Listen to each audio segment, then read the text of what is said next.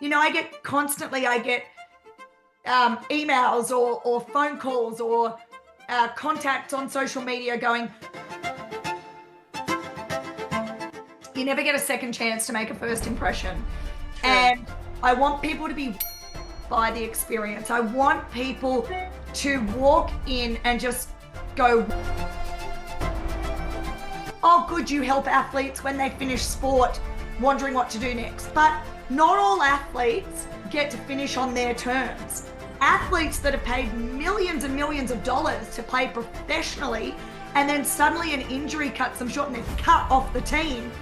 What are they going to do? How are they going to provide for their families? What can they do next? A two-time Australian Olympian in freestyle skiing who represented her country at the Salt Lake City 2002 and Turin 2006 Winter Games. Specializing in moguls, she achieved one of Australia's best Olympic results in the discipline and went on to inspire future generations of athletes. After retiring, she continued her passion for fitness and performance by founding High Country Fitness in JNB&x, where she helps others build strength, resilience, and a love for sport.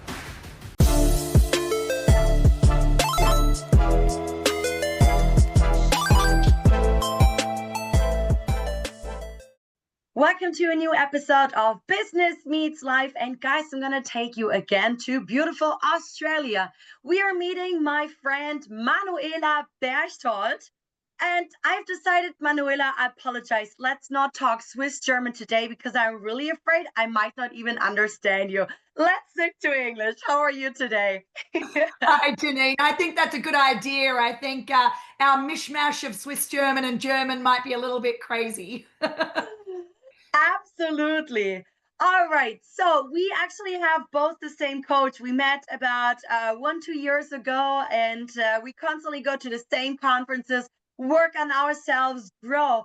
And then at one point I found out, oh my gosh, you participated twice in the Olympic Games in mogul skiing. Now, I would like to know first, before to ask you more questions about it, like, how does your upbringing, your childhood actually shaped you to get to that stage of your life, which is, I'm getting goosebumps. It's impressive. Thank you. Look, it's funny actually, because we often get questions in Australia. Why are you a skier from Australia? Yes. I have Swiss parents. So you touched on the Swiss German. So my mum is from St. Moritz in Switzerland, and my dad is from Zurich in Switzerland. And they both were ski instructors all over the world. And they found JNB&x in the snowy mountains in Australia. And so they moved here many, many, many years ago. And my brother and I grew up here. And we were on snow basically before we could walk. So we were always skiing. You know, a lot of kids in Australia grow up surfing. We grew up skiing and just loved it. And having Swiss parents, that's what you do. And then we just fell into it like any other good things that happen. You know, we fell into meeting someone who was skiing at the time in the freestyle skiing club. And we were asking what was freestyle skiing, and it's moguls and aerials and ski ballet. And back then when we started in the late 80s, we did all three events and then progressed through the ranks. And yeah, so I ended up specializing in mogul skiing, which for people, if they don't know what that is, it's in the sport of freestyle skiing, and moguls is the bumps and the jumps. So you ski down and you do bumps, and in the run you do two jumps. So I used to do a front flip and a back flip. Wow.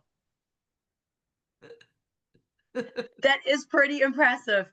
Now, tell us a little bit about, like, people are wondering, like, what is it like to actually participate at the Olympic Games? Look, it is, I think for any athlete, it's the greatest honor. It really is. As an athlete, you strive to be the best that you can be, not only for your country, but for your sport and, you know, in your community and as a role model. And the Olympics just seems to have this allure attached to it. And I remember as a little kid, I was always very sporty, and I was quite good at acrobatic sports. I used to compete Mm-hmm. in trampolining and things like that. And I just remember wanting to go to the Olympics. At the time when I was younger, I didn't even care what sport it was for. I just knew that one day I wanted to go to the Olympics. And at one time I even thought, oh, wouldn't it be good to go to the Summer and the Winter Olympics, Yeah. Yeah, and I just always had the Olympics as a goal. And it was funny, I was on track for the 1998 Olympics, and then I blew my knee out. And Oh. so that got railroaded. And then I trained and worked really hard and got to go to the 2002 Olympics. And, the word you said before, how was it to participate at the Olympics? And at Salt Lake City, I really was a participant. Mm-hmm. I was active on World Cup. I was doing well. I obviously got the results to go to the Olympics, but I really felt like I did just participate. And I knew that from the moment I did participate in those Olympics, I thought, right, for the next 4 years, I'm just going to dedicate absolutely everything so that in 4 years, no matter if I win or come last, I knew I gave it absolutely everything, and I can stand with my head held high and go, I couldn't have done any better. So that's what I did for the 4 years. And in Torino in 2006, when I got to actually compete at the Olympics, I was competitive on World Cup leading up to it, competitive at World Championships. And at the Olympics, I knew I was competitive, and I made the finals. And at the time, I was the first Australian girl to have made a finals in the mogul skiing event, which was really special. And I remember going, I'm here to compete. And it was, I ended up 14th. And, yes, my goal was to finish top 10. Yeah. Because even though you're always trying to get to that gold medal, you want a gold medal. If you're an athlete and you don't care about winning a gold medal, then I don't know what you're doing. Yeah. But you also have to be realistic about where you're going to get to. And I'd had a couple of top 10 results, and I thought, wouldn't it be nice to finish top 10? But I was 14th. I skied 2 really good runs, a good elimination run, a good finals run at night, and it was really nice to finish. It's a judged sport, and I did the best I could. So that was really lovely at the end of my Olympic journey. Wow, the first Australian who basically was in the mogul skiing in the finals in the Olympic Games. I think we got caught off earlier quickly. Can you tell us again what exactly is mogul skiing in case we missed it? Yeah, absolutely. So mogul skiing is one of these funny, crazy adrenaline sports. And it is a timed event as well as you are judged on your air, and you are judged on your turns. So mogul skiing is where you do the bumps, and then you also do 2 jumps. So I used to do a front flip and a back flip in the moguls. That sounds crazy. Oh my gosh. But you're still this person full of energy. And I'm wondering, I mean, I sometimes set myself goals as well, big goals. Like now, I want to do the world's biggest podcast launch, get into the Guinness World Record, and so on. And then at one point, it hits us and we're doubting and we feel like we are actually not so good. We can't make it. And you basically said that you were supposed to compete in 1998, but then like your knee, you got an injury. And then it was like 4 years until 2002, which is such a long time where you constantly have to fight with your mindset. And every successful person says, oh, 80% of winning, it's your mindset.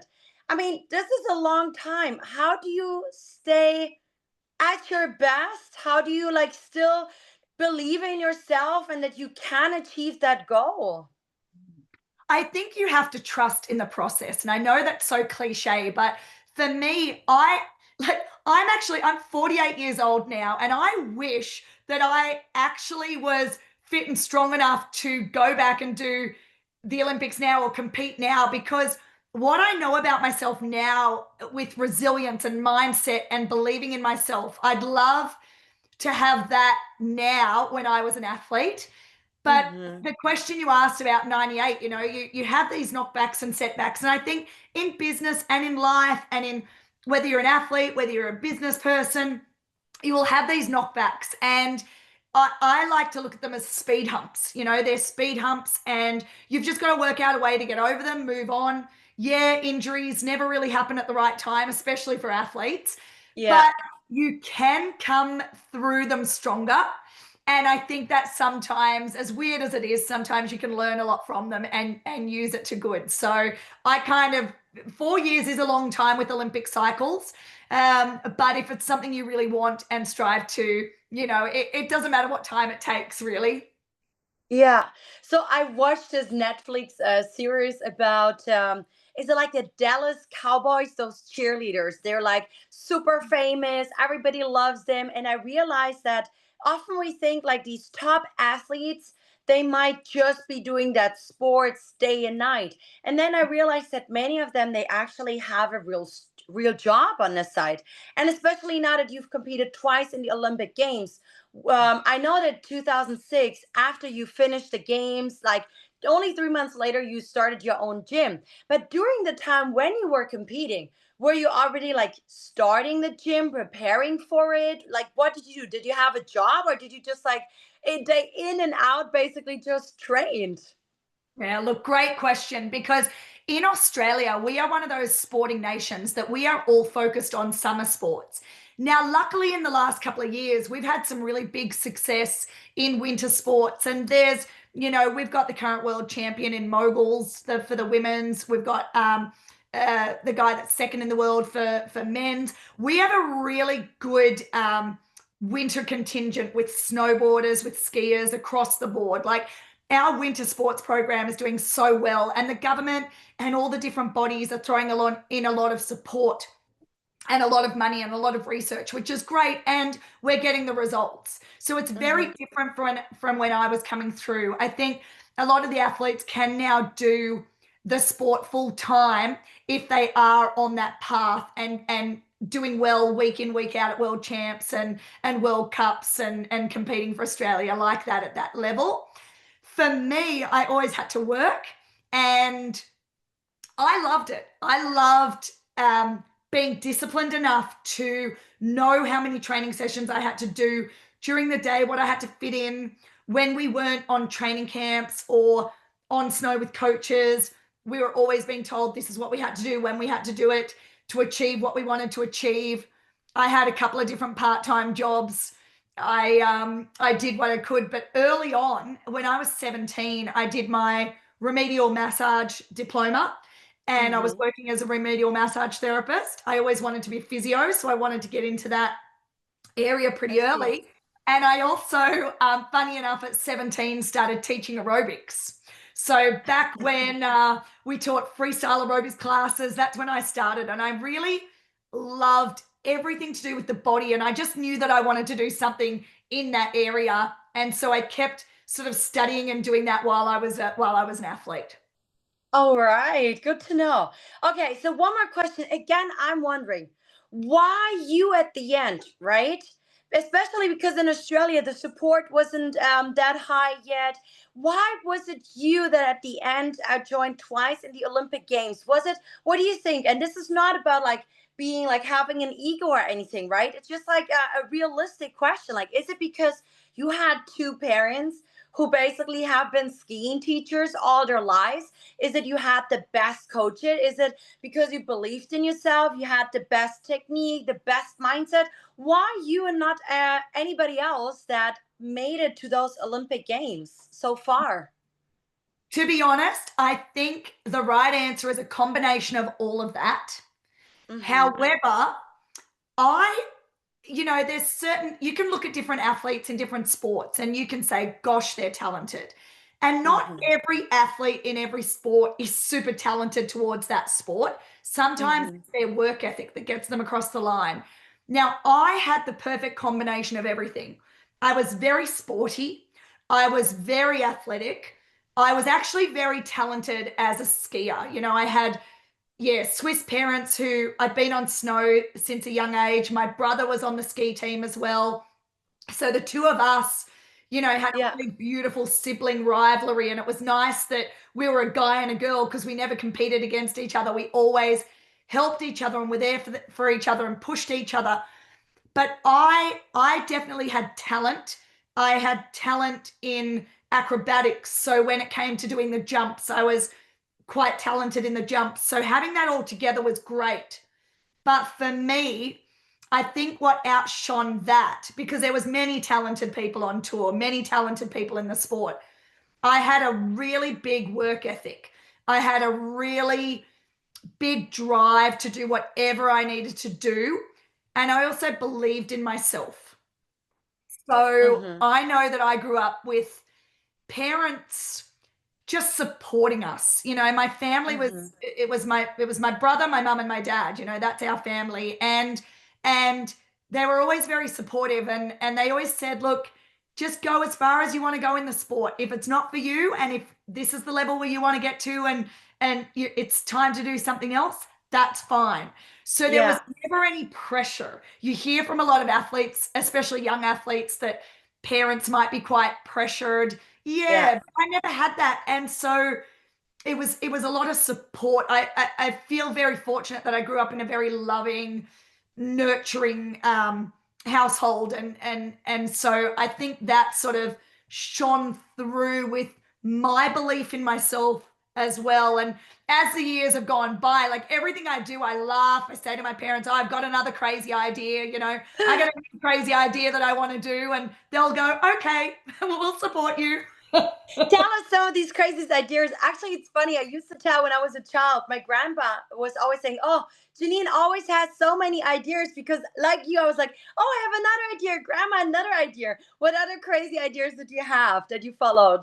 Yeah, well, you know, a good thing for you and I, so you know, on a computer screen where all the tabs are open, so that's what everyone says to me, Manuela, you're all tabs open. Oh, that's hilarious.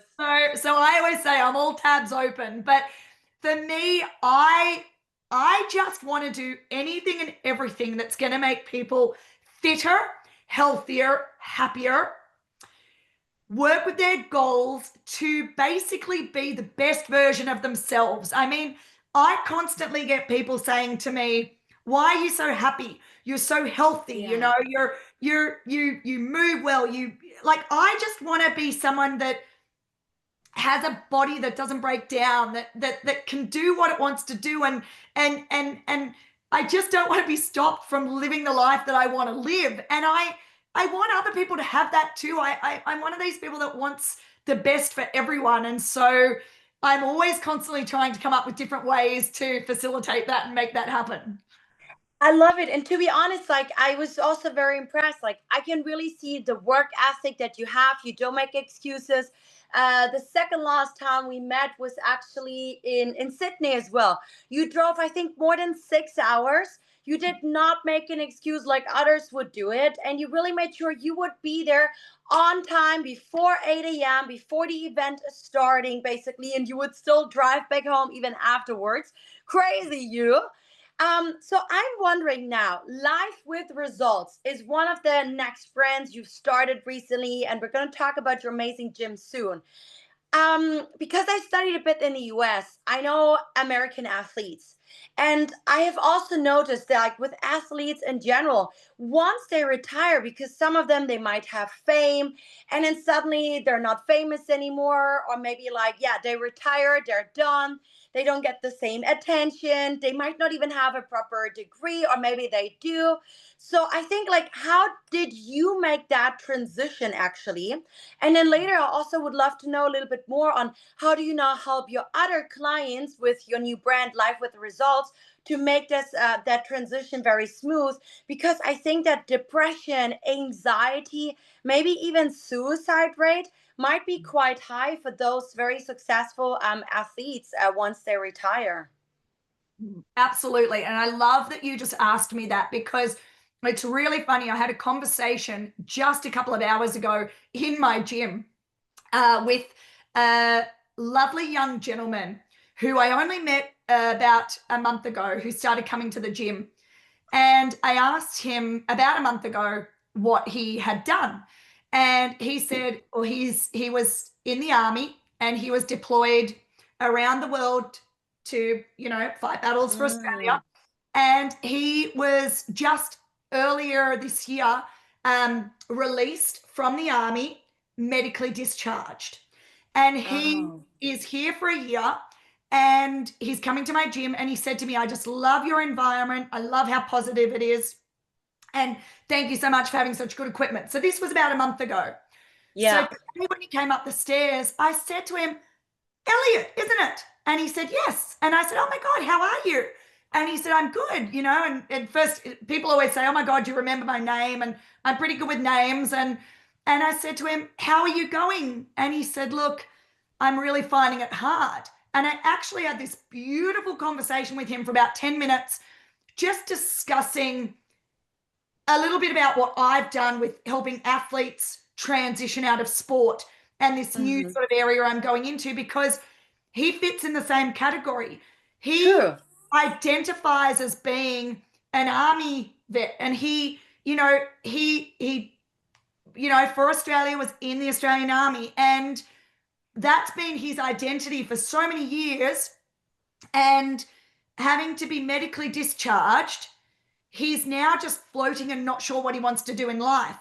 And so I was saying to him that it's okay to have this period of not sure.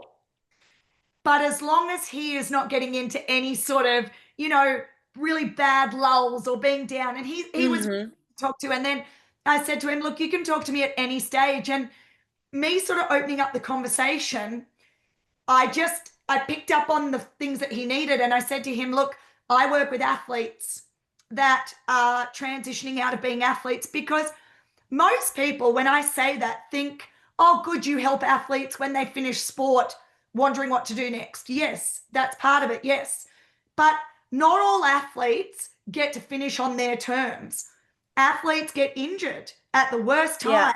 You see it all the time in those, the big three American sports. You've got gridiron, you've got baseball, you've got basketball. And those athletes that are paid millions and millions of dollars to play professionally, and then suddenly an injury cuts them short and they're cut off the team. What are they going to do? How are they going to provide for their families? What can they do next? And I think athletes have such a unique set of skills that can be taken into the workforce in sometimes such a different way to people that haven't been elite athletes. And even if they don't know what they want to do, sometimes they just need time to sort it out. So going back to speaking with this gentleman this morning, after about 10 minutes, he's like, look, I'd really like to talk to you further. I said, look, anytime, and it was just so nice. He walked away and went and trained in the gym and was happy and smiley. And I think so to basically answer your question, I think when you retire from being an athlete or retire from something that's been your identity, so even it may be a change in career, like you attached yourself to that persona and that thing, and that is your, like, I loved being an athlete. I really loved it. And so when I changed then to be Manuela the businesswoman, not the athlete anymore, it was a bit of a transition. But you just sometimes need the right tools how to navigate it. And for me, you asked about if I'd been doing it for a while. Like the year before the Olympics, I just knew I wanted to make Torino 2006 my retirement event. And I wanted to just start real life. I wanted to start a business. I wanted to throw my energy into something. And so I'd started planning the gym. I'd started looking at different places where I wanted to do it, what I wanted to do. I did a bit of market research in town. So I retired in March, came home, and then I had my gym open the 6th of June, 2006. So I was pretty stamped urgent in getting it done. 666. I know, right? It was bizarre. And I had the drive and the energy to do it. And I just threw myself into it. And I thought, I'm going to use all this competitive energy to throw into the gym. And I've been doing it ever since. And I'm 19 years in. And there's lots of little things I want to do, but I wouldn't do anything different to this. I just love it. First of all, congratulations. Like, it's 19 years. You've had your gym now as well. I have this coach. He's a business coach, Henry. He's based in Dubai. And, one of his main target audiences that he works with in business coaching are actually former athletes. And one of the reasons why he told me why he chose that specific niche as one of the few niches, because these people they have the work ethics. They're super disciplined. Like when you come up with a plan, an action plan with your coach, they're going to implement it. They're not going to make excuses, right? That's like, I love when you said that actually, like people who have served in the army, who have been athletes, they bring in these values, the work attitude, that they can act like they have these, no, you mentioned like they have a set of skills that they can actually become really successful in, for example, doing business or in other kind of things. So I guess it just takes a coach like you. And that's why I love the name of your new brand, Life with Results, to make that identity shift and to really help them kickstart their new life phase, their new success, the new identity to make that shift. So what would you now say, whether someone makes that career change or is an athlete and retiring, when is the best timing that they should start hiring like a coach like you to prepare that transition phase so that they're not falling down in a deep hole in depression once they retire, or in case that injury happens? Look, I mean, you know, it's so funny with everything. The answer to that, the best time is yesterday. But Yes. the second best time is today. And I just think if people are just even needing a conversation, it is about putting the right steps in place. It's about goal setting. And the one thing that I know as being an athlete, especially, you touched on it earlier, you know, the Olympics are 4 years apart. And if you're an athlete who wants to go, has been to the Olympics, wants to go to the next Olympics, you don't start here and then work towards that. You look at the end goal and you work backwards. Right. So it's, you know, you'd probably do it in business as well. You know, this is your end goal, but what do I need to do there to be there? What do I need to then do there to be there? So I always work in reverse, and I always set the big plan, the bigger picture, and you always plan for, you know, the uncontrollables. You know, one of my favorites is control what you can control. You know, there's always going to be speed humps. There's always going to be little things that we need to pivot. We need to change things. You know, you and I had to do that earlier. So I think that a lot of the time I find with successful people, whether it's business, whether it's athletes, high achievers, okay, they think they've got this set of skills that is only for that. But it's not. It's a set of skills that can be used for so many different things, and they just need to unlock that belief system in themselves and the right path and the right steps to get the success that they want. Love it. So I'm not a huge Australia expert, right? But I would assume that the city you're in, JNB&x, is has a little bit of like a smaller community, right? So I've been wondering, you have your gym for 2 decades. Like, what's been the biggest challenge of running a business in such a small community? How have you overcome it? Because at the same time, I also know, like when we met last, you have just expanded your gym. You made it even bigger. And I saw in your opening hours, like it's open 6 days a week. And crazy Australians, they start training at 5:30 a.m. in the morning, right? Till like 8:30 p.m., 6 days a week. How do you handle all of this? What's the challenge? How do you overcome it?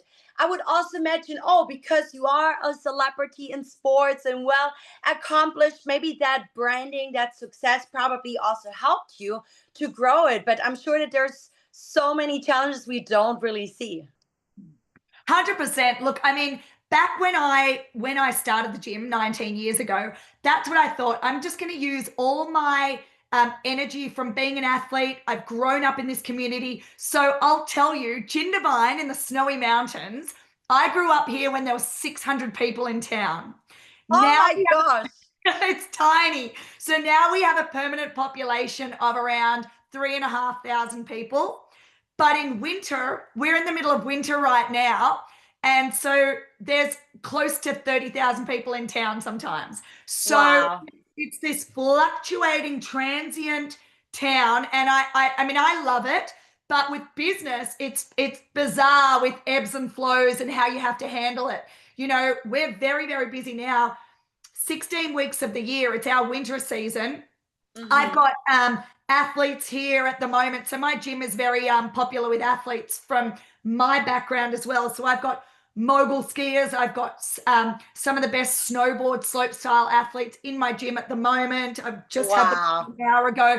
They're from Norway. They're from Canada. They're from America. They're all here pre-training because, you know, the Olympics are in 6 months in Milano. And we have that in winter. So it's a really big surge to the population in Jindabyne. Like the ski resorts bring a lot of people, seasonal workers. I've got people from all over the world here in my gym in winter. Then we have a little bit of a lull. And then in summer, because I live on this beautiful lake and the mountains, and we're high altitude for Australia. So we've got a lot of triathletes, runners. They'll come down, cyclists, and they'll do high altitude training. But it's not only for athletes, it's a beautiful destination place for families. There's a lot of retirees. So we do have this beautiful community feel. And even in the crazy times, the community feel isn't gone. So I know that you asked sort of how it works running the business in a small town like this. And yes, at the start, it was using my sort of, I guess, for lack of better words, my position in this town, which is a really lovely thing because this year, this is something I didn't share with you. I was made local Australian of the year in my community here. So every year, they have the Australia Day Awards. And this year I was chosen as the Snowy Mountains community, which was so special. Congratulations. And thank you so much. And when I received it on Australia Day in January, they said that it was for what I have done for the community. You know, I run a lot of fundraising events. I do a lot of things that help our town. I donate to events. I fundraise. I help out when there's different events, and we put on different fitness things and wellness things. And I guess that I've just always tried to provide this thing that hasn't been available in a small community. And it is nice when other people come into my gym, they go, wow, we go to big gyms in big cities and they don't have the detail that you have in yours, or they don't have the equipment that you have in yours. And so I do pride myself on having sort of, you know, your big ticket items and your good quality and that experience that people can just be wowed, you know. I mean, we talk about this, we laugh about this. I know you and I have spoken about this, but I've actually said this in business for a very, very long time. You never get a second chance to make a first impression. True. And I want people to be wowed by the experience. I want people to walk in and just go, wow. And having done these renovations and the expansion and taking over another area downstairs that allowed me to do that, it just took belief in myself and vision to know that people were going to walk in and go, wow. And kind of that, you know, like go back to the Kevin Costner movie, Field of Dreams, build it and they'll come. And I know that that's not what you're meant to do in business, but there's so much of me that does that in business. And living in this small town, and I guess to answer the question going around in a circle, being in this small community, knowing the community, knowing that if I build it, they will come and they will benefit from it. And it's just setting up something amazing for the future. It's sort of all coming together now. To be honest, I feel so stoked and motivated just from like listening to you. I have a big task on my plate that I procrastinate a little bit out of fear, which is stupid. So I'm definitely going to get it done thanks to your motivational speech today. So you just mentioned So again, we talk about this little city in Australia, and now you mentioned like you have athletes coming in to train and prepare for the Olympics, and they come from Norway, from the other like continent, the other side of the world, to this little town. How do they even know about you and your gym? Are you like #1 ranked on Google for muggle skiing and gym in Australia to prepare for Olympics? Is it your branding? What is it? Look, you know, when I started after the Olympics, after I retired and I started the gym, it was actually pretty funny because locally there's a lot of people that say I'm going to be the next mayor of this town. So Yeah. it's pretty funny because I want people to come to my town that I've grown up with and love it the way that I do. And we've got the ski fields here. And so the international athletes were coming out. And when I built the gym, I just made sure that all the ski resorts knew that I was there. You know, having been an athlete, I had a lot of contacts and I still knew a lot of people in the sport. So Uh-huh. coaches, a lot of people when they're athletes, they will then go into coaching roles. So a lot of the people I skied with and competed with for sort of the 10 years after I finished, they were athletes, and then they became coaches. So they traveled with their teams and brought them out. So I think that's what set it all off. But even today, like I've got the guy that's leading slopestyle snowboard in the world at the moment. He was in the gym this morning in my compression boots, doing recovery. And he said to me, "You used to be a mogul skier, didn't you?" And I told him who I skied with, like Kari Tra, the Norwegian girl. And he's like, "Oh my God, we used to know her when growing up." And, you know, so it's funny how sport brings people together, and especially winter sports. And you know someone, and I think it just all became word of mouth. And, you know, I get emails or phone calls or contacts on social media going, "I've heard you've got the best gym, you know, that we need to send our athletes to." And I think it just comes from doing a good job, creating that wow, having everything that they need when they come to train. Like the athletes walk in and they go, "Oh my God, you've got this, you've got that. I can't believe it's all included," you know? Yeah. And but I also want it to be, you know, the other night I taught a fitness class, an RPM bike class. And in my class, I had an athlete that's training for the Olympics, and I had a person who'd never ridden a bike class before in the same class. And you can just coach them at their level. So I love that side of things too. You do not need to be an Olympic athlete to go to the gym. You can be someone who just wants to make a few little changes and be fitter and healthier and happier and live longer. You know what's funny? So the last time I skied, I was actually 8 years old. The first time I did, I was 6 years old. And now the last couple of years, it's 8 years. Actually, I have my 8-year anniversary in China coming up next week. And I was like, you know, for so many years, I've been telling myself, oh, I need to go to the Alps. I need to go skiing again. I want to do it again. Recently, I just did the first time of like surfing, which I was excited. I really feel like I want to come and visit your community, your city as well. So I put it on my to-do list. Maybe not this year, but I'll put it on a to-do list for sure. And let's next time we see each other, we will work out the goal to get there so that you can be here and we'll ski together and we'll do a little podcast from the snow. Oh my gosh, I love it. Deal. Handshake.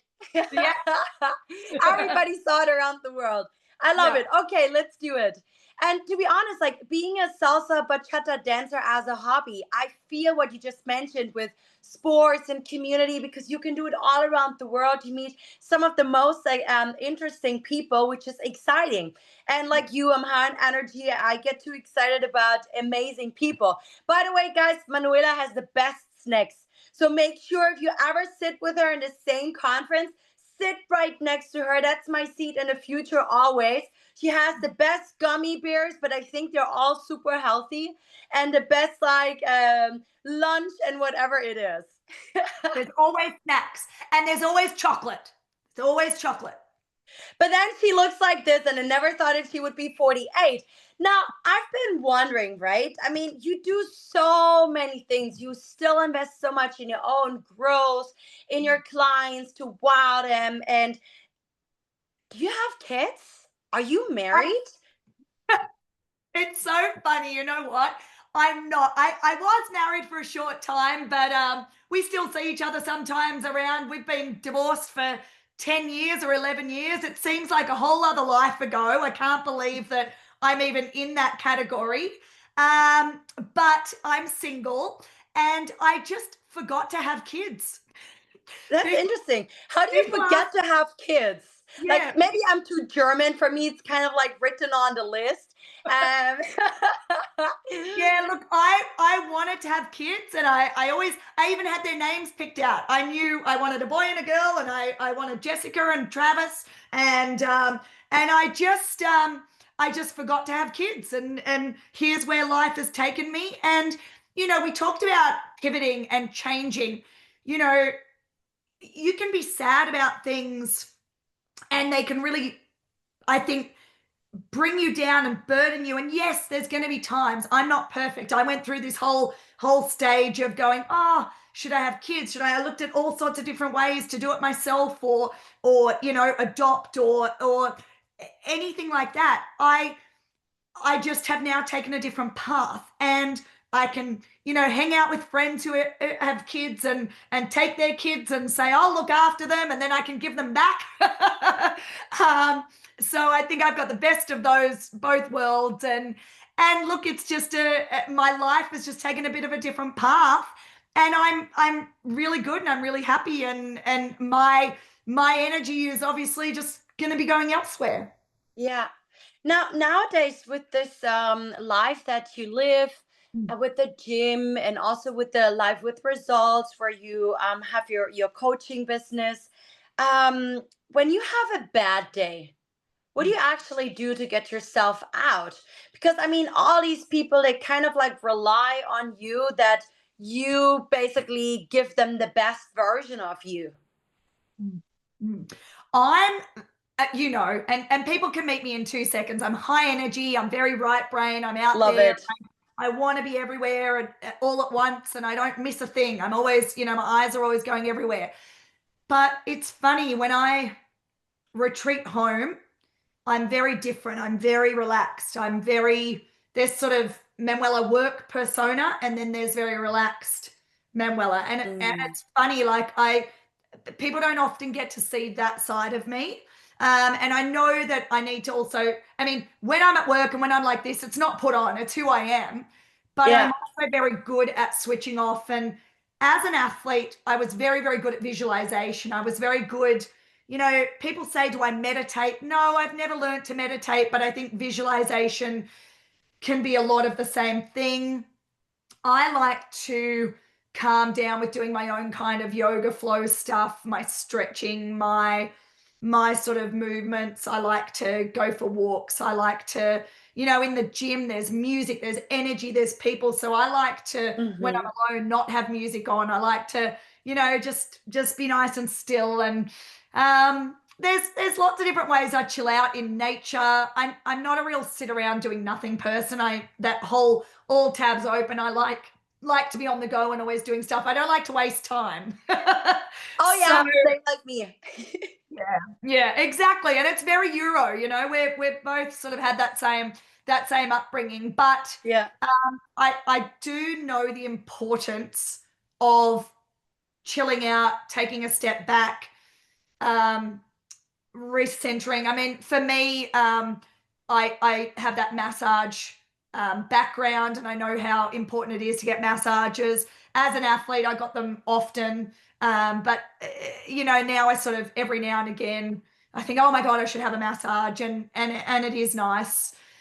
Try and do things like that for myself. I am trying to do a little bit more like that for myself, but I also then my mind's going. So it's that perfect catch 22.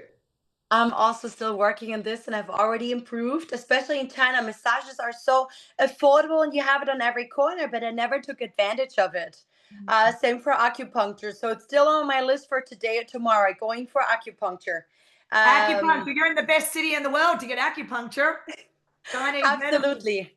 What do you think has been your biggest failure in life or in career so far? Look, I think that is a good one. On the spot. So, look, life, okay, and I've now completely turned this into a positive. So if someone would ask me my biggest failure in life and like a choice that I made or didn't make, I think for me at the time it felt like educating myself more, like with a university degree, or because I always wanted to be a physiotherapist. And I thought, look, I'll do all these courses and one day I'll go to university. And even the last couple of years, I sort of played with the thought of going to university. And I always thought that that was a bit of a life failure, that I didn't, obviously I've educated myself in many, many different ways. I've done diplomas, advanced diplomas. I've done all sorts of different courses, business courses, but I don't have a university degree. I have a life degree. And for me, that failure or that negative thing associated with that in the last, I think maybe better part of 5-7 years, it's really become a positive for me because I've gone, well, I didn't go, but I have a life degree. I have a life university degree, and the resilience I have from that and what I've learnt, it is incredible, So in life, I think that would be my failure to turning it into positive. Yeah. In business, I will say what in business, and because something happened just last week, because in business, there's always stuff that happens, right? You think you're doing great, there's always, and honestly, in 19 years, I've seen it all. Yeah.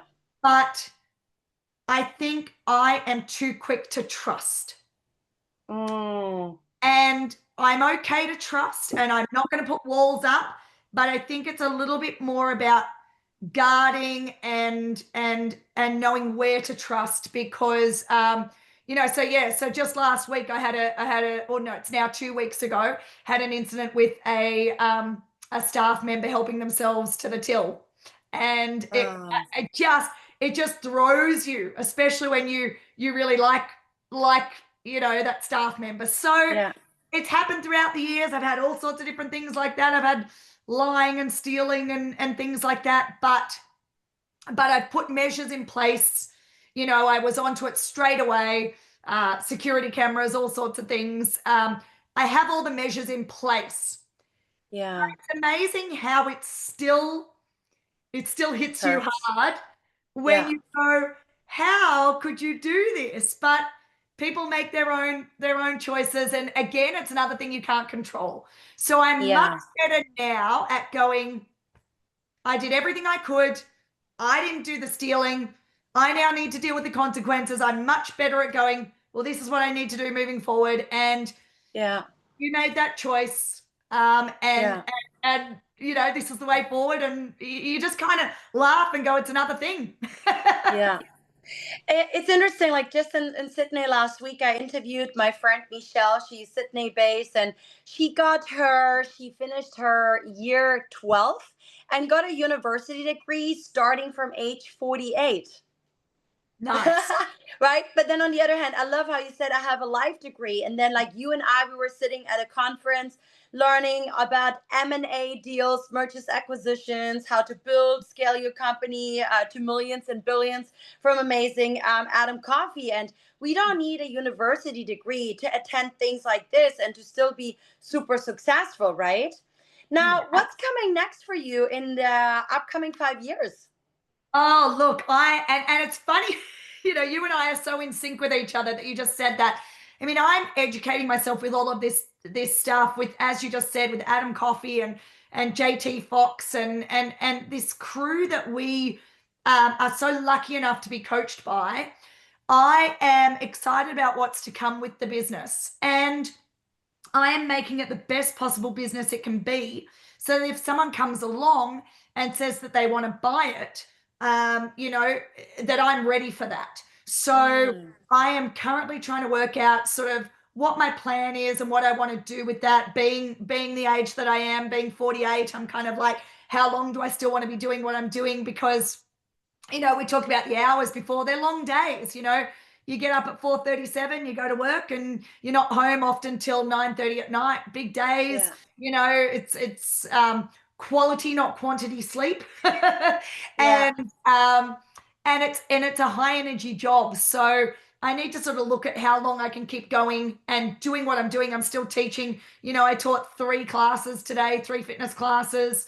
I've got lots of stuff going on always in that way as well. I'm not in the business as much as I was, but I'm still in the business more than I want to be. I want to be working on the business more. So for me, it's that transition myself of working out the right balance of having the business still go, because people love the energy that I bring. And when I'm away from the business, so I'm making sure that I'm instilling that and passing that on as the culture, and having that they can get that wow factor from anyone and the energy from anyone. So that's sort of the gym. I'm loving where Life with Results is going. I'm involved in something really exciting at the moment with being able to implement AI and data and tools that are going to help people take control back of their health.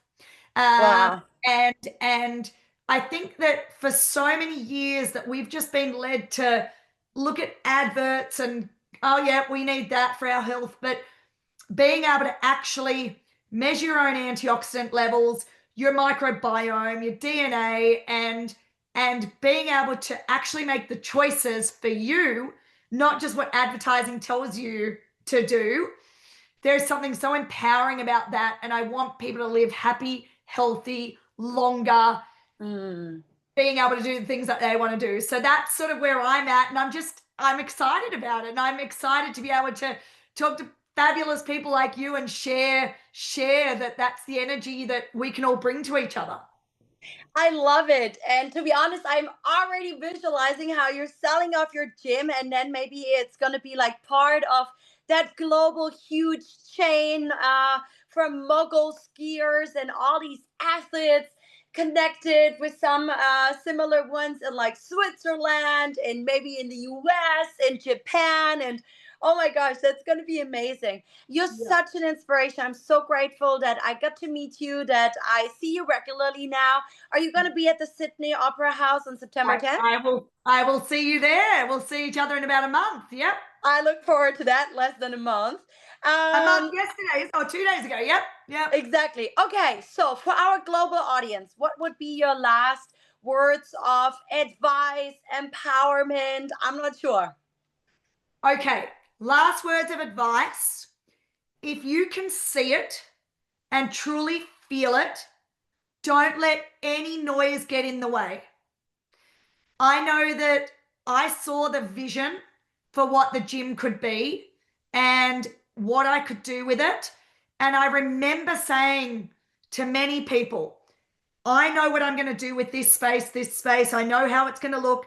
And I got lots of questions and lots of disbelievers. So I ended up just saying nothing and just going, just see it. And now they're like, oh my God, I didn't know it was going to be so good.